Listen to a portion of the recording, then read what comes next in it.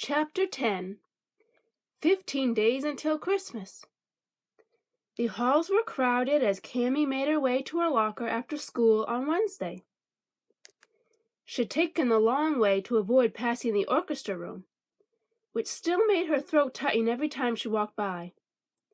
Her arms felt oddly empty without her violin case, and keeping distance from her music friends to duck their questions about her missing rehearsals was getting harder and harder.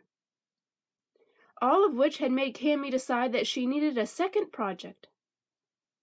Joe was stuffing books in his backpack when Cammy finally made it, his cheeks a healthy pink, the corners of his mouth turned up just slightly. On Monday, when he had first gotten whatever news that made him so happy, Cammy had heard him whisper the words, "Angel Tree," which totally made sense. What else would bring such happiness to someone as sad as Joe? And that was why Cammy had come to the decision to make Joe her other project. Reaching out to an isolated student was just the sort of thing Willa would do, and it would make a very nice story at dinner for her grandmother. And right now she needed as many nice stories as she could get, because so far her attempts to help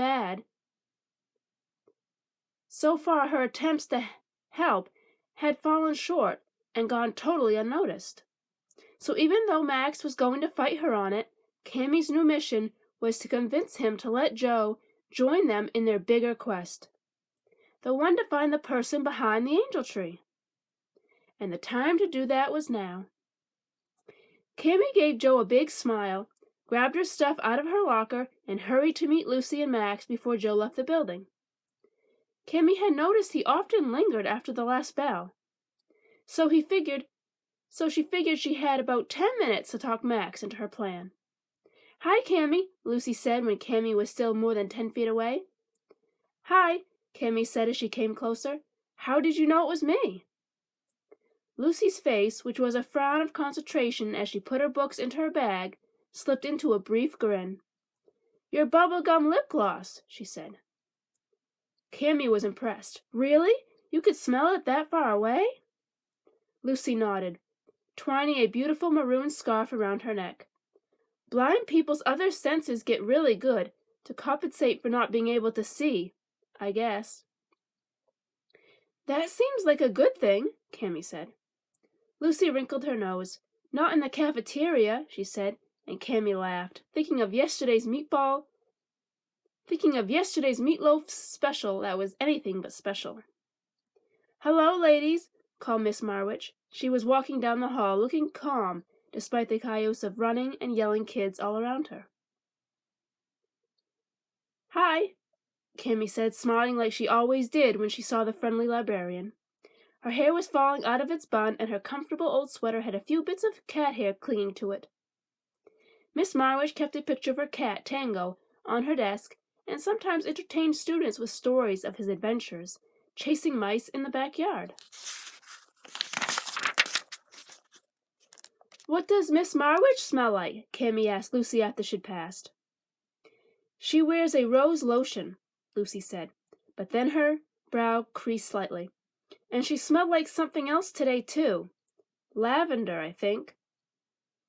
Max was walking toward them, his backpack half open and a hat falling out of his coat pocket. "Let's go talk at Cinnamon's," he said. "I'm dying for one of their donuts."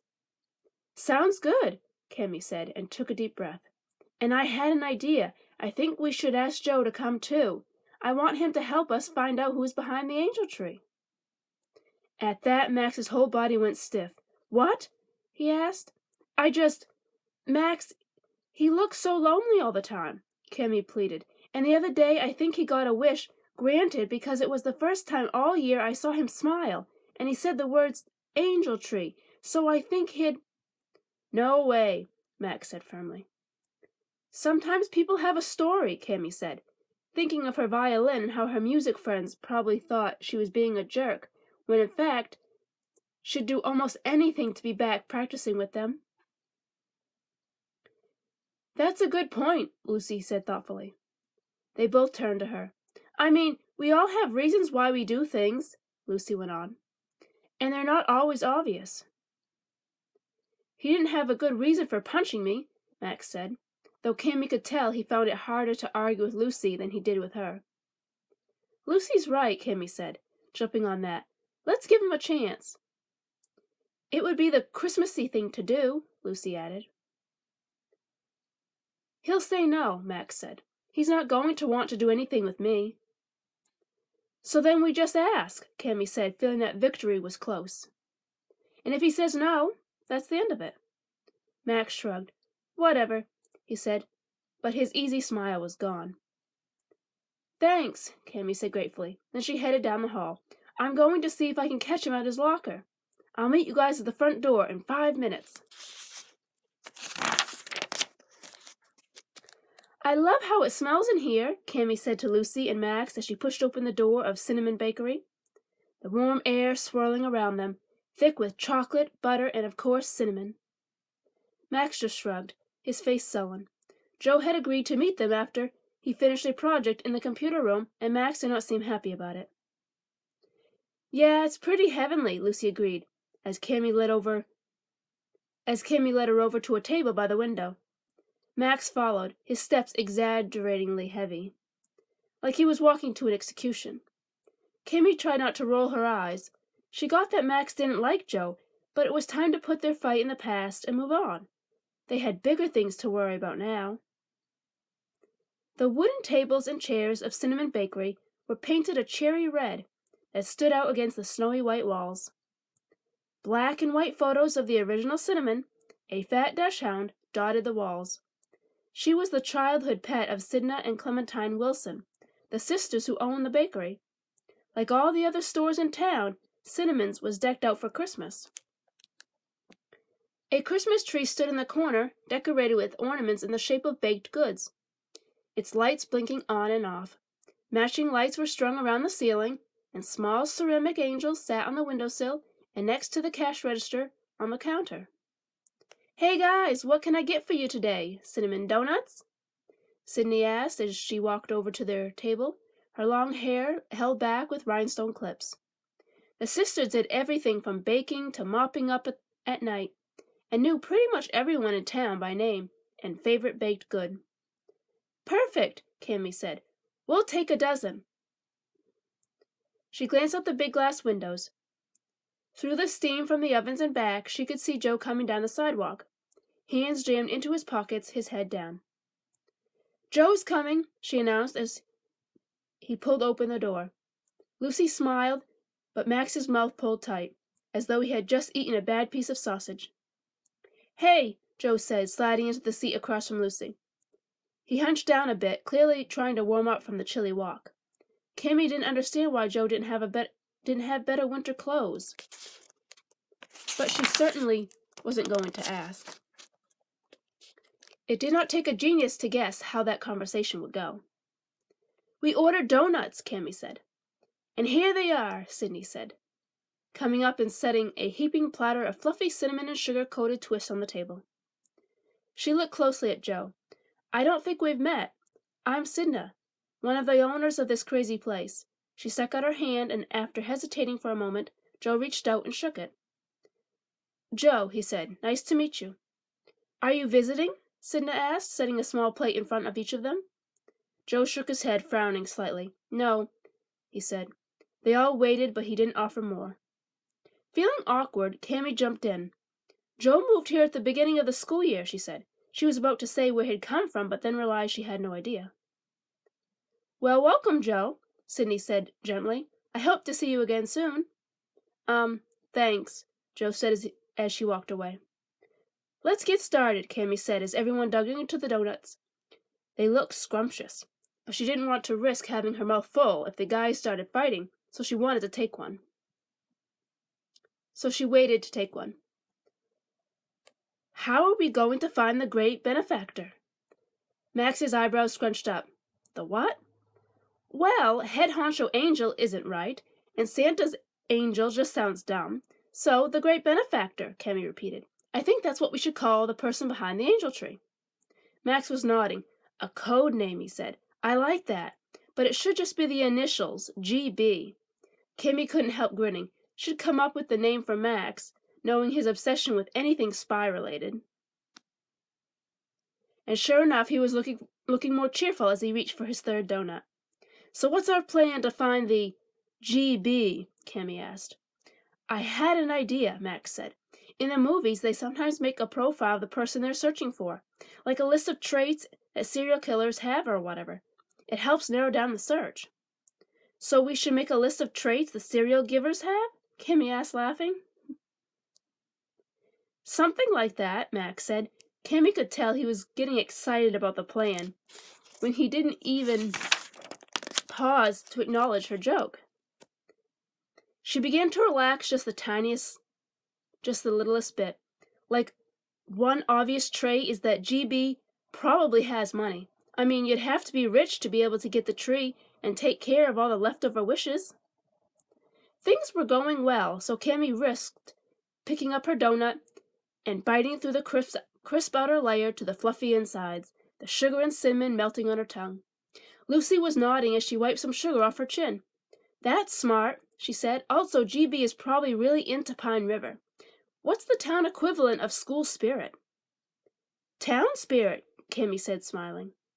Max laughed. "Totally. And I was thinking that GB might not have a full-time job or young kids, because organizing the angel tree and all the wishes would take tons of time." "That's a good point," Cammy said. "Not necessarily," Joe spoke up for the first time. "It might just be someone who's incredibly dedicated to something they believe in, and who finds the time to make it happen." "In a profile, you're just going for the most likely scenario," Max said irritably. "And GB not working is the more likely scenario. Is the more likely situation." Joe looked like he was about to argue, so Cammy dropped her donut back on her plate and spoke up quickly. "Okay, this is a great profile," she said. "Who do we think fits it?" "I have some ideas about that too," Max said, glaring at Joe. "Who?" Lucy asked. "I think our first suspect is—" Max beat a drum roll on the table. "Mr. Pink." Max looked around the table proudly. "It's obvious, really. He has money and a lot of workers in his store." "The Handyman Hardware Store on Main Street," Cammy broke in, realizing Joe probably didn't know who Mr. Pink was. "And by the way, you can't call possible GB suspects. They didn't commit a crime." "So Mr. Pink would have the time," Max continued, ignoring Cammy's remark. "He definitely has town spirit, and he's generous, always giving people discounts when they don't have enough money to buy the things they need." "That's true," Cammy said. "Mr. Pink is worth the checking out." She thought back to the time Mr. Pink had announced a one-day sale on screwdrivers when her grandmother had been short $1 on the one they needed. Then someone else occurred to her, someone just as generous as Mr. Pink. "I have another name to add. I think we should check out the Von Wolfs." Cammy looked around eagerly to see how the others reacted to her idea. "They fit the profile. They're always helping at town festivals, and they live in a huge mansion." "They own the drugstore, right?" Joe asked. "Yeah, but they're mostly retired," Cammy said, "so they have time." Max was nodding. "Good call. We'll definitely check them out." Cammy's cheeks felt warm with pleasure at the compliment as she reached for another donut. "I think we should add Alma Sanchez," Lucy said. "Her husband had left her a lot of money when he died. Plus, she organizes a lot of events around town, like the Christmas Gala." "She should definitely be on the list," Max agreed. Lucy was feeling her watch, which had really cool braille dots and hands that Lucy could touch. "You guys, I have to go in a minute," she said. "We're actually going to get our Christmas tree today." "Sounds fun," Cammy said happily. The meeting had been a huge success, and she was certain they'd find GB in no time. She waved at Cinda and asked for the check, then pulled out her phone so she could keep track of their list. "Okay, we have Mr. Pink, the Von Wolfs, Alma Sanchez. Anyone else?" she asked as she typed in their names. "At first I was thinking of Mr. Lazarus," Lucy said, "but she doesn't totally fit the profile. She's super busy, and I don't think she actually lives in Pine River." Cammy hesitated, then nodded. "Okay, let's leave her off. I think we should stick with people who fit our profile, at least for now." Lucy nodded. "I have one more I think we should add," Max said. "What about the barristers? Cammy frowned. I don't really see that, she said. Lucy shook her head slightly. That is really hard to imagine. But that's why it's total genius, Max said, his eyes bright. He was clearly still in spy mode. You'd never guess them, which is the perfect cover. Who are the Brewsters? Joe asked, looking at Cammy. This weird old couple, Max started. They're not that weird, Cammy said. They just, hardly ever come out of their house, and when they do, they never talk to anyone. There are all kinds of stories about them, Max continued, like that they work for the CIA or are political fugitives. No one knows for sure, but they've got to have some kind of secret, and that's why they stay hidden all the time. But you still think they might be GB? Cammy asked. She wasn't buying it. Max nodded. Just think about it, he said grandly, clearly loving his theory. This whole time they act like they're not part of the town, but secretly they're the force behind the town's most famous tradition? Cammy could tell Max was doing his typical Max thing, getting totally carried away, but Lucy was nodding. Max could be right, she said. Max grinned at Cammy, who rolled her eyes. It seemed like a waste of time, but it made him happy. It was fine by her. Is there anyone else? I don't really know anyone in town, Joe said, but I was thinking about another trait we should add to the profile. Cammy looked at him, surprised and pleased he wanted to contribute something. Once he was really part of things, she could casually mention to her grandmother how she had helped him bring him out of his shell. That's great. What? She asked, trying to sound extra supportive. It's probably someone who doesn't have a big ego, Joe said. I mean, they do all this awesome stuff but never want credit for it. I don't know how many people like that. I don't know many people like that. He shot a pointed look at Max. Cammy hoped that Max didn't see it, but his face immediately darkened. What's that supposed to mean? He snapped. Just that someone like you would never do something like that, Joe muttered with venom. This was not what Cammy hoped would happen when he came out of his shell. You don't know anything about me, Max said hotly. Cammy saw that he was squeezing his hands into fists, and she jumped in, desperate to stop this before it got bad.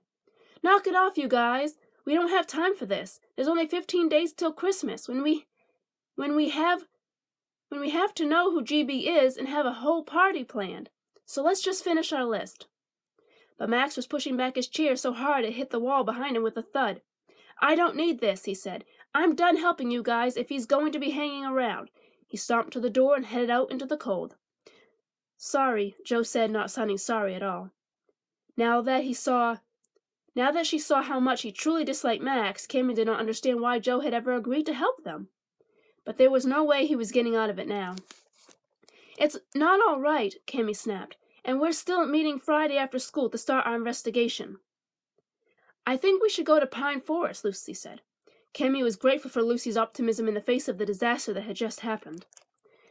Pine Forest is the Christmas tree farm where almost everyone gets their trees, Cammy explained to Joe. If GB got the angel tree from Pine Forest, it might be a good place to start looking for clues. I'll be there, Joe said, but I can't speak for anyone else. He seemed cheerful as he put on his coat and headed out. That didn't go well, Cammy said with a sigh. There was no way she could tell grandmother about the meeting now.